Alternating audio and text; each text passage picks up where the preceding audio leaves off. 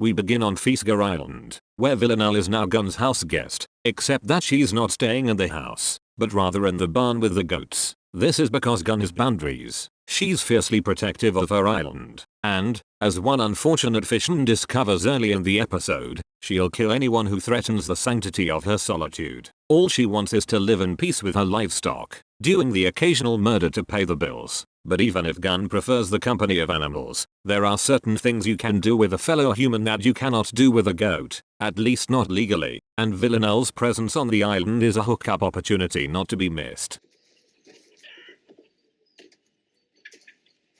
He's been killing my fish, trespassing on my shores.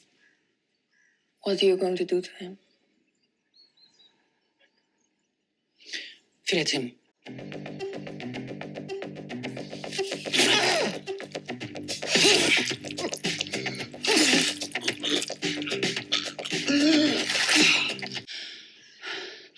I'm going on a hunt. I'm coming with you.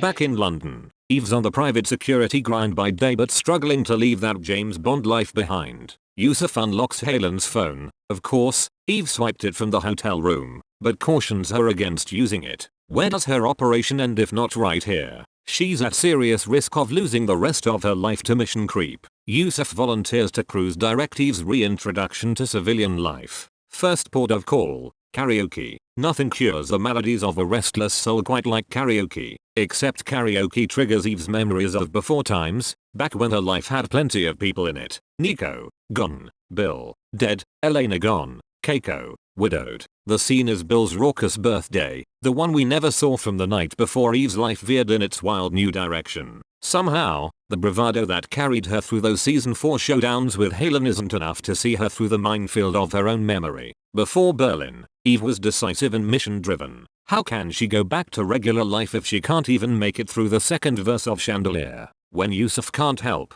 Eve calls Martin, whose expert psychologist advice is to focus on the little pleasures, like crossword puzzles and the company of those who know her soul. But who is left to love Eve, a person who, by her own estimation, should have died on the hero's errand? 1, 2, 3. 1, 2, 3. Go back till I was gone. From the chandelier, from the chandelier.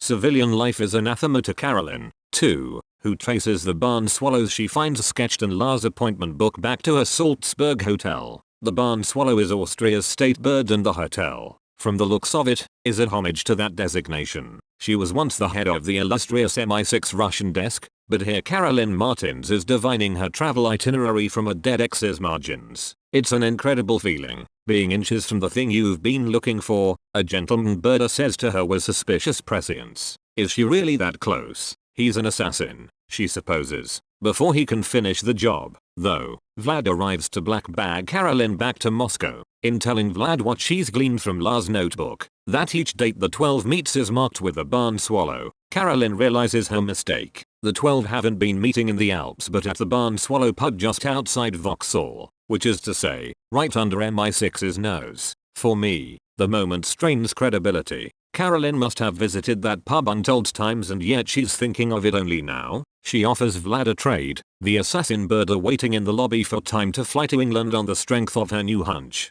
He agrees because all men are putty in Carolyn's hands. I hope you don't mind the intrusion, but I bought us both an aperitif. Solid. I'm on holiday.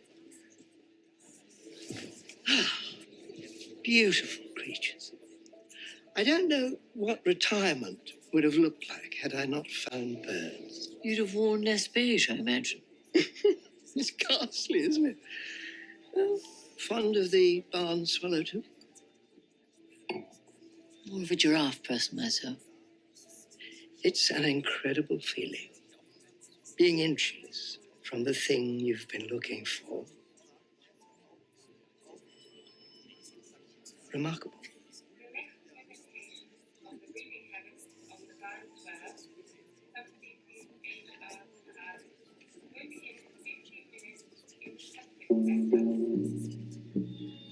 Carolyn. Should we order lunch?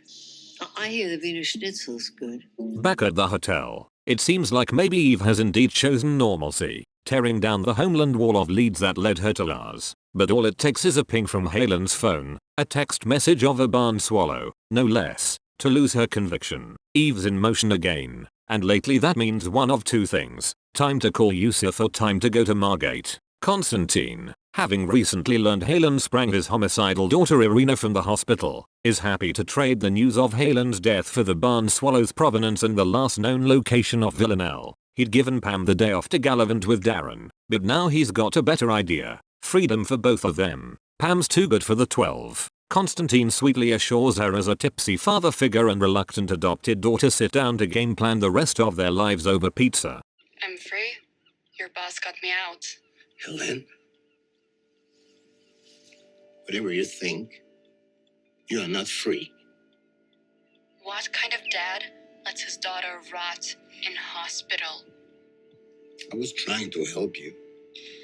Maybe if you had done that earlier instead of helping shithead. Who? Villanelle? Of course, Villanelle. But hey, maybe if I work for the 12, you'll finally pay attention to me. Tell me where you are. Irina, tell me where you are. You know I can't tell you. Nether rules, old man.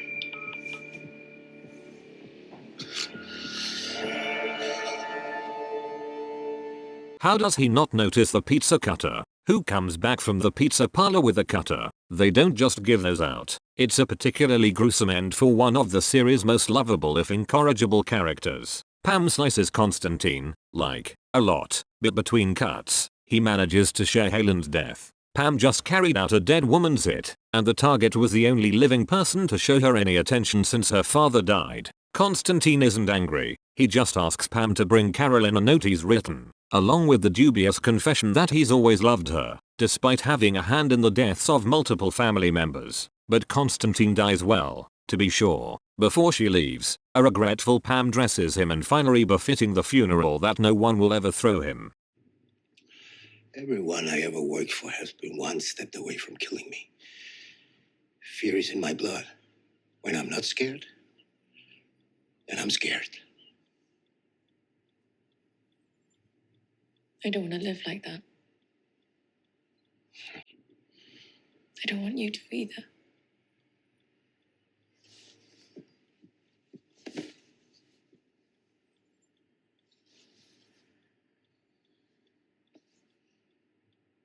I'll always be grateful to you for helping me start a new life.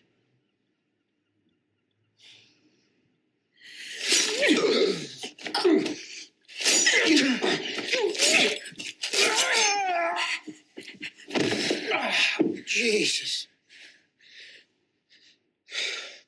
Helen? Yeah. Oh. She's dead, Pam. You didn't have to do this. Why? Why did you tell? Why didn't you tell me? Why didn't you tell me? Oh God, please. I can stop the bleeding. I can stop the bleeding. I can stop the bleeding.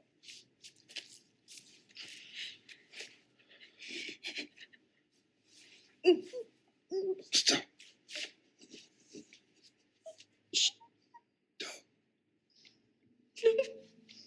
I have a letter in my bag. Bring it to Carolyn Martins for me. And tell her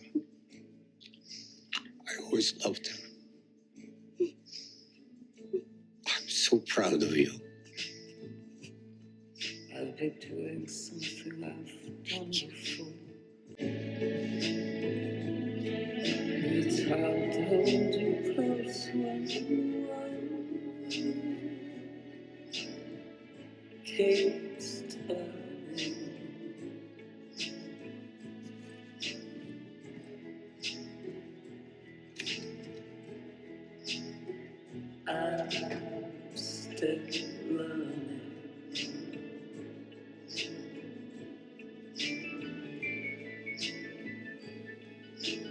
Eve heeds Constantine's advice not to take on the 12 alone and makes her way to Inverness and beyond to recruit Villanelle, who is actually more of a captive now. Guns burned her rowboat and moved her personal effects from the barn to Gun's cabin, where they can do fun stuff like whittle and listen to the shipping forecast. It's always stormy in the Hebrides. Most crucially, though, confining Villanelle to the island means she can't exterminate the 12. Whatever gripes Gun had with Halen, the 12 supports her to live in the monastic style she prefers. Villanelle makes a run for it just as Eve stumbles onto the island to encounter a murderously angry Gun. The episode ends with a machete blade kissing Eve's neck, but also the promise of rescue. Villanelle is watching. Despite what's transpired between them of late, she'd never allow Eve to be filleted alive.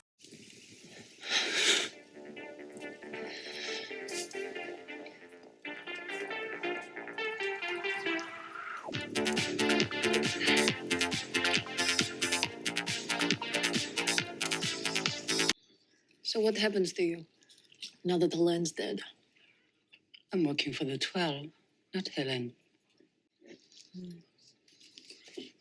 I'm leaving. Why? I'm done with them. I'm going to kill as many of them as I can. They've got you in a cage. You just can't see it.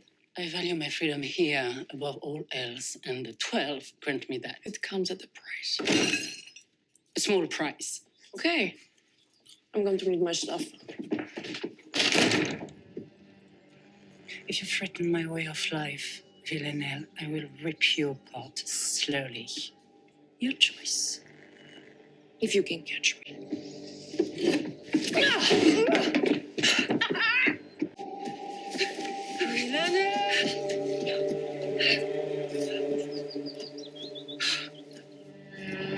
Villanelle!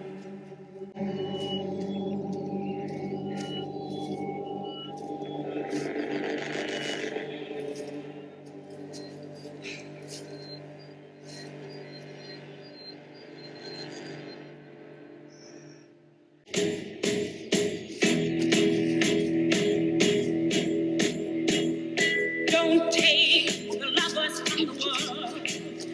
There must be lovers in the world. But there is no one else that can save us. With all the white men in the world, with all the great men in the world, that he gave us.